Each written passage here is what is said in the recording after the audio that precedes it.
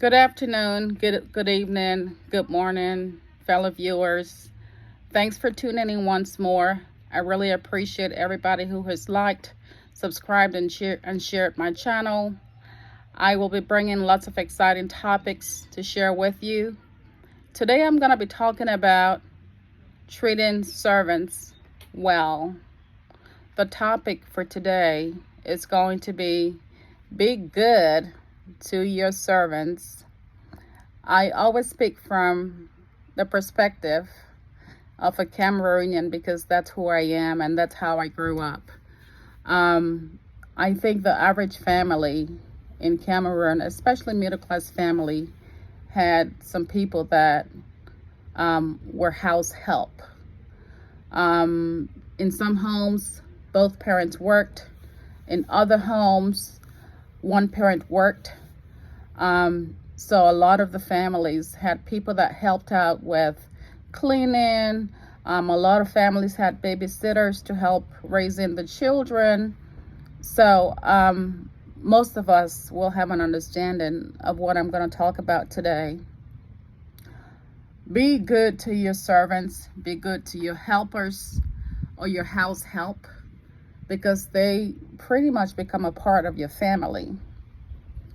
As far back as I can remember, no, we always had people that helped out in the house. And over time, they became like family. And they have become family because some of them lived with us for, I'll say, over 10 years.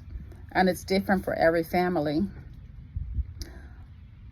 Be good to your servants. These are the people that ensure that your homes are kept clean, that your children are taken care of, and that buys you freedom to do some things that you want to do with your time.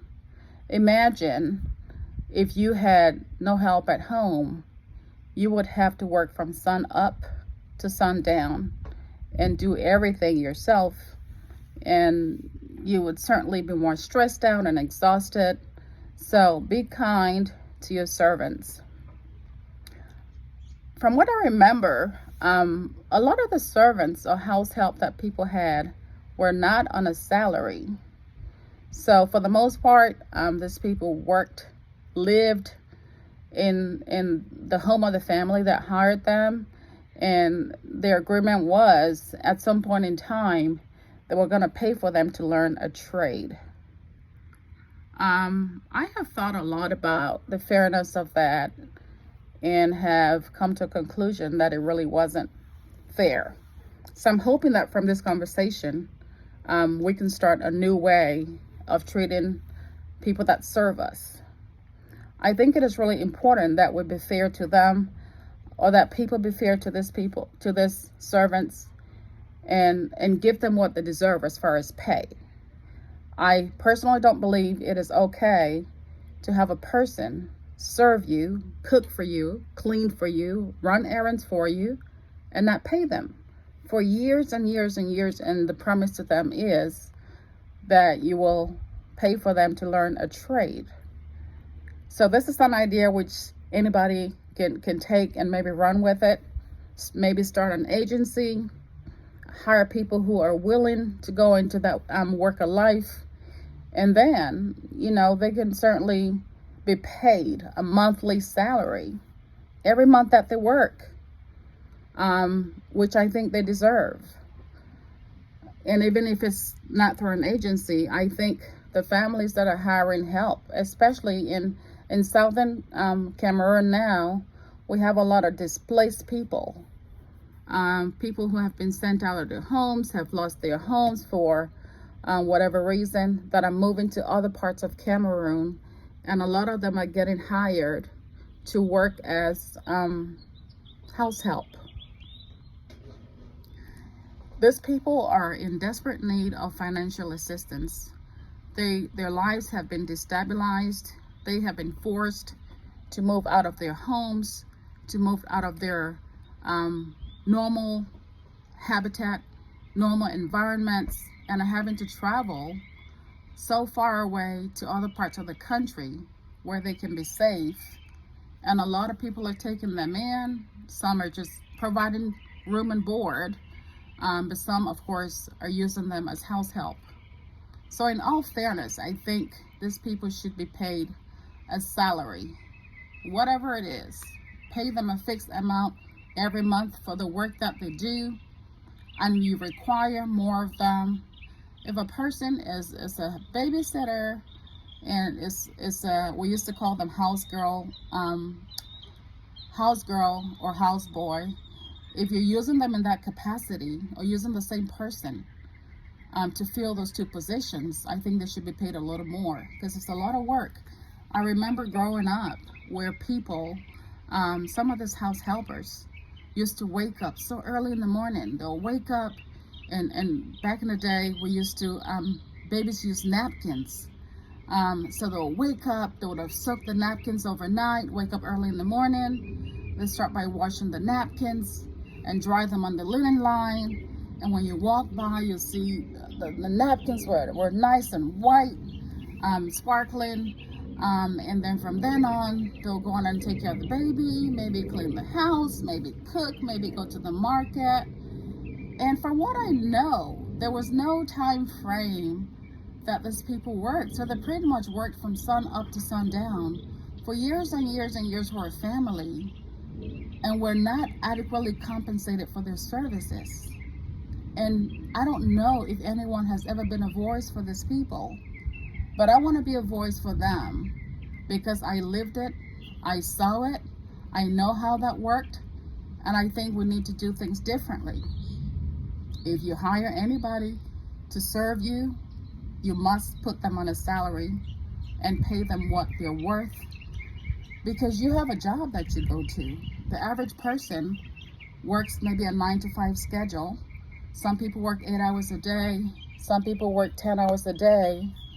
But a lot of the people that were house helpers did not have a fixed schedule. The expectation was that they wake up early in the morning and start working. They worked all day, and they worked late into the night sometimes for no particular pay, for no fixed pay. You pretty much had room in a family's home, and you lived there. I guess you were treated like maybe part of the family, maybe not. But these people are working. They're serving and they're facilitating life for the folks that they help out, and they should be paid whatever they're supposed to be paid in that capacity.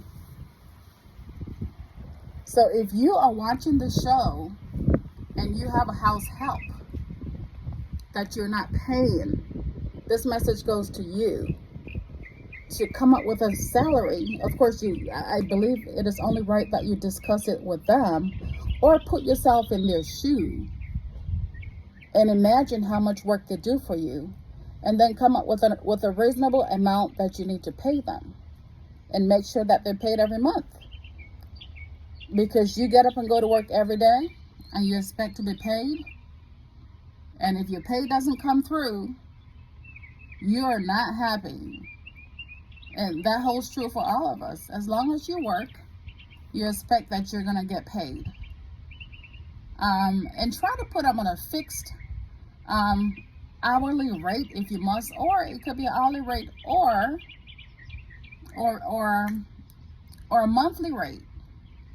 Just pay them a salary or pay them hourly, whichever one works best for you. But don't have a person stay with you for years and years and years and tell them that you're going to have them learn a trade. And a lot of those trades were, some of the trades were maybe sending them to a salon to learn how to do hair. Some people sent them to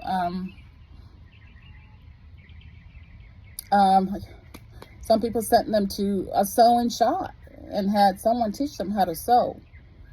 For the houseboys or the male counterparts, a lot of them went on and became taxi drivers, taxi cab drivers. Some were promised that at the end of whatever time frame, the head of the family of the home they lived in would buy them a taxi cab, and then they would go on and use that cab to make money and to start their own life. But I mean, it worked out okay. If you ask me, I don't believe it was fair. So try to put people on a salary, pay them what they're worth, give them incentives every now and then, give them raises every now and then. The same way you get a raise at your job. I get a raise every year. The average person gets a raise at their job every year. So how is it fair that you have a person working for you year after year after year and you don't even pay them? And then at some point you say, okay, I'm going to have you go learn a trade. And then after you learn the trade, you can go off and become whatever you want to be, or do as you please with your life. So let's put some heart into what we do to other people. Because in this life that we live, we just don't know how things are going to turn out for us. You don't know who's going to help you. Or if you treat a person that way down the road, how would you expect them to treat you if something happens to you? I strongly believe that whatever energy you put out in the world comes back to you. So let this start a conversation. I would be happy to read comments and respond to them. And I would love for the viewers to participate in these conversations. I don't want it to be a monotone where it's just me talking all the time.